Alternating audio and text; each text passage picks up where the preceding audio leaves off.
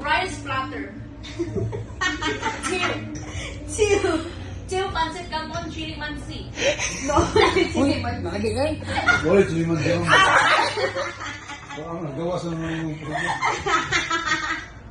pancit canton, dagan man ng pancit canton. Ano pancit canton? Usa ka pancit canton.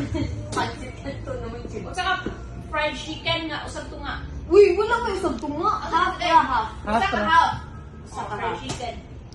Usa ka krupik. Dayon. Usa ka lumpia siya. Sila eh.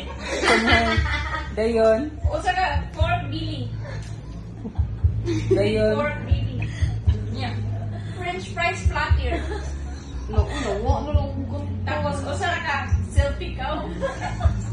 Beef, dai, beef, salpikaw. Beef selfie cow. Tapos juice for session.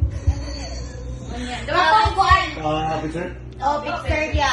Dua, oh. Usa sa picture niya, ice tea Dua mga ka ice tea. babato. Usa ka baso. Dua ka baso. Alam kaya si kuya. Kuha mo tanan niya? Ako may repeat order. Sige, go. Spelling check kami. Spelling bee. Hulog ng langit.